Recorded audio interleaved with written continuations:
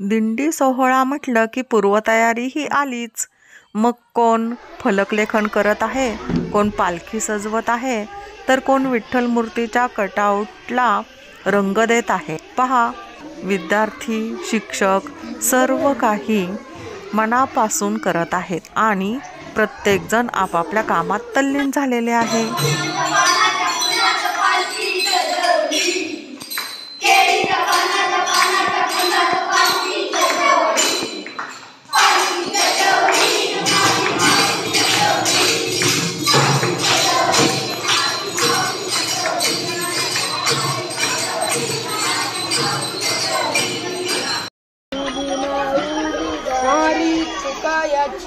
माऊली माऊली झाली.